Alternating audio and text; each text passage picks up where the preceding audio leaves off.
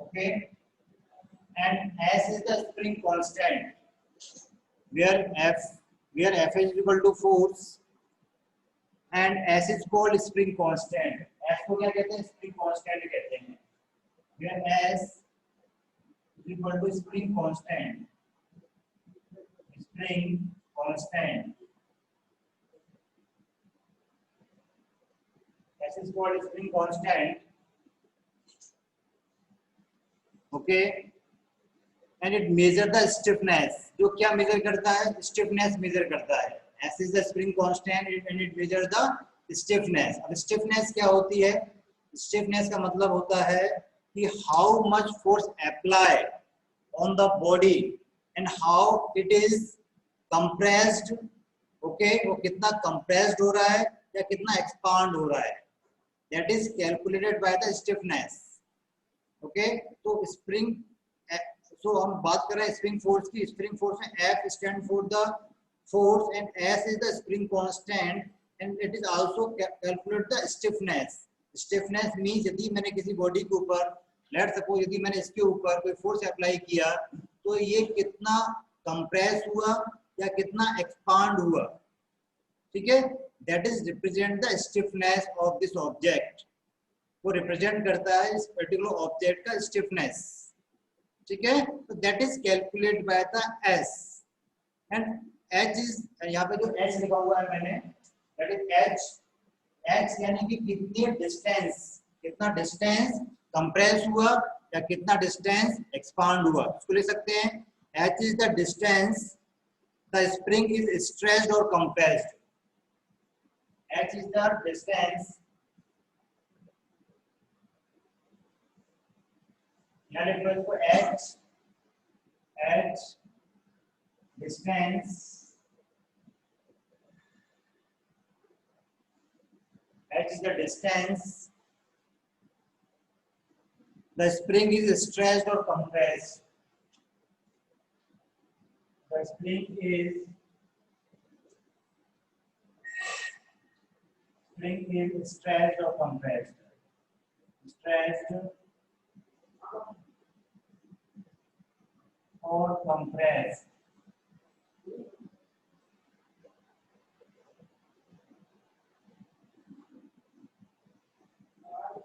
ठीक है, तो ये हम बात कर रहे हैं यहाँ पर एस के बारे में, सॉरी स्प्रिंग कांस्टेंट के बारे में, स्प्रिंग फोर्स के बारे में. तो इसका यदि मैं स्प्रिंग फोर्स की बात कर रहा हूँ, we are taking the force known as the spring force. ठीक है, अब स्प्रिंग फोर्स को हम यहाँ पर कंसीडर कर रहे हैं. ठीक है, उसकी वैल्यू यहाँ पे कंसीडर कर रहे हैं. यहाँ पे आपको देखो मैंने यहाँ पे लिखा हुआ है mg plus fs1 plus f, mg plus fs1 plus f. अब यहाँ पे आपको fs1 निकालना पड़ेगा. fs1 कैसे निकालोगे? आपके पास फॉर्मूला है s into h. ठीक है, s is the spring constant, यानी आपने कितना फोर्स अप्लाई किया है. ठीक है, and h is the height, कितना कंप्रेस्ड हुआ, कितना कंप्रेस्ड हुआ या कितना स्ट्रेच्ड हुआ, वो आपको यहाँ से कैलकुलेट करना पड़ेगा. Okay, so that is the equation or formula for the spring force, and we can say that Fs1 is the spring force exerted on the slip. Fs1 यहाँ पर क्या है? spring force है exerted on the slip at ω1. किस condition के लिए? ω1 के लिए, यानी कि जब एंगुलर स्पीड ω1 है या एंगुलर स्पीड मिनिमम है, उस केस में Fs1 is the spring force for the minimum position. Minimum position के लिए Fs1 आपको कैलकुलेट करना है. ऐसे आप लिखिए Fs2. नेक्स्ट है हमारे पास Fs2. Fs2 क्या है? What is Fs2 here? Same spring force. Write down spring force. कितना पड़ेगा यहाँ पर?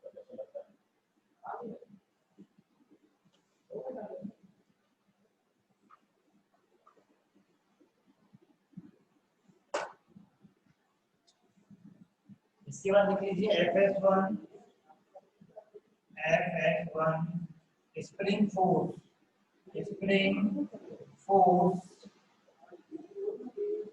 exerted on the slip at ω1. ठीक है, Fs1. लिख लिया यहाँ पर।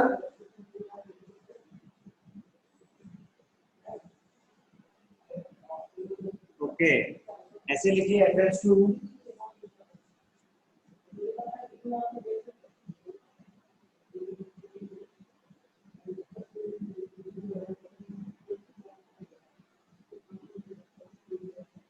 spring force exerted on the slave at omega 2। ठीक है, तो ये आपको यहाँ पर कैलकुलेट करना पड़ेगा FS1 and FS2। Next stiffness small s को भी यहाँ पे कंसीडर करना है। अब h है, यहाँ पे स्मॉल s है, अंतर तो है यहाँ पर, कंफ्यूजन है और इसको ले लेंगे। Small s stiffness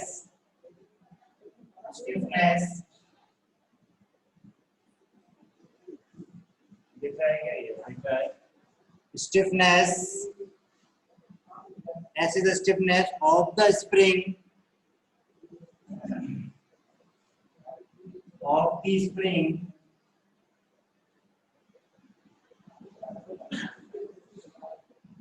stiffness of the spring। Okay, stiffness of the spring S। और इसको हम ऐसे भी समझ सकते हैं, the force required to compress the spring by 1 millimetre.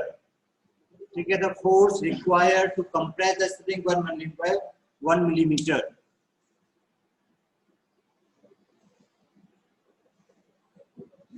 Understand Vijay? Stiffness समझ में आ गया? यहाँ पे स्टिफनेस समझना बहुत जरूरी है, स्टिफनेस समझ में नहीं आएगा तो you can't do the derivation. Okay, तो stiffness is how much force is applied to compress the object by 1 millimetre. ठीक है, सपोज मेरे पास ये ऑब्जेक्ट है, फिर से समझो स्टिफनेस के बारे में। Stiffness the force required to compress the spring by 1 millimetre. ठीक है, सपोज मेरे पास कोई ये स्प्रिंग है, let's suppose this is the spring in my hand. ठीक है, तो कितना फोर्स रिक्वायर्ड मुझे जरूरत पड़ेगी इस स्प्रिंग को कंप्रेस करने के लिए? Up to 1 millimetre. ठीक है, अप टू 1 मिलीमीटर। 1 मिलीमीटर तक हमने एक आइडियल वैल्यू मान ली है कि 1 मिलीमीटर यदि मुझे इसे कंप्रेस करना है, 1 मिलीमीटर इसको कंप्रेस करना है स्प्रिंग को, तो कितनी फोर्स की जरूरत पड़ेगी? That is known as the stiffness. उसको स्टिफनेस कहते हैं। ऐसे जब हम इस गवर्नर में कैलकुलेट करेंगे स्टिफनेस, तो we can find out the force and the height or the distance, how much it is compressed. So if anyone asks you about the stiffness, you should have a knowledge about the stiffness. Stiffness is the force required to compress the spring up to 1 millimetre. 1 millimetre तक force, 1 millimetre तक spring को compress करना by applying the force को apply करके, that we can say that stiffness। ठीक है, इसको हम ये भी कह सकते हैं कि फोर्स अपॉन, ठीक है, हाउ डिस्टेंस, कितने डिस्टेंस कितना कंप्रेस हुआ। Its unit is newton per metre. Its unit is newton per metre. Stiffness की यूनिट क्या होगी? Newton per metre. ठीक है, फोर्स अप्लाइड किया, ठीक है, मीटर कितना कंप्रेस हुआ वो हमें कैलकुलेट करना है, तो that is known as the stiffness. जब भी स्प्रिंग की बात करेंगे तो स्टिफनेस वर्ड कहीं ना कहीं यूज होगा, तो you should have a knowledge about the stiffness। okay, तो S is the stiffness of the spring जो हमें कैलकुलेट करनी पड़ेगी। उसके बाद कुछ चीजें मैंने A B C लिखी हुई हैं इस डायग्राम में। देखो what is A here, A1 A, what is A here, what is B, so you can write what is A and B।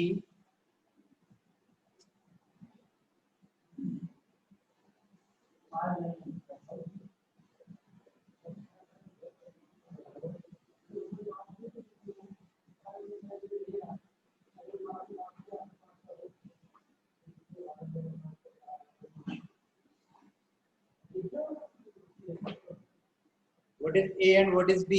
You can write here. A is the length of vertical.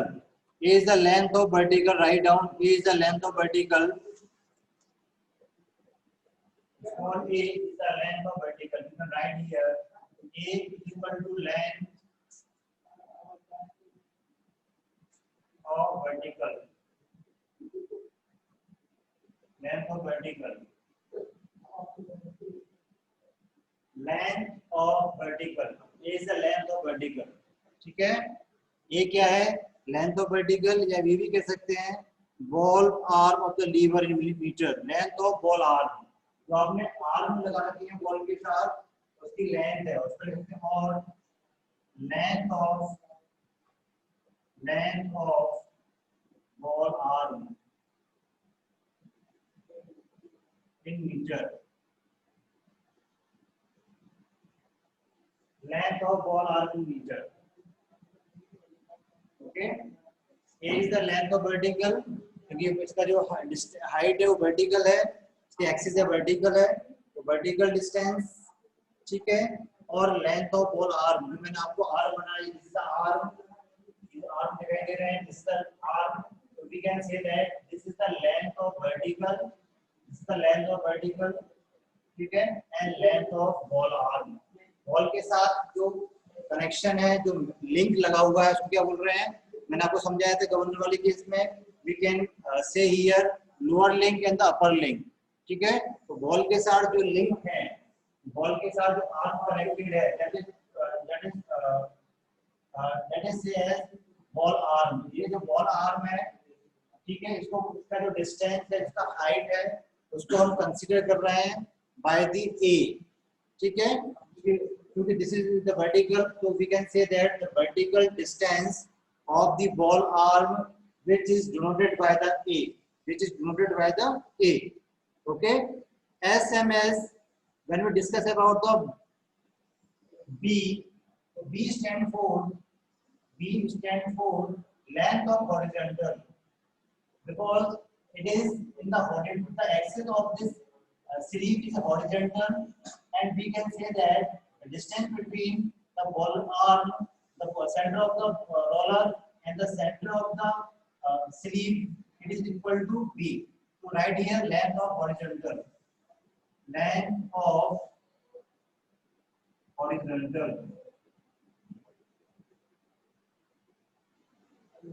This is equal to length of horizontal.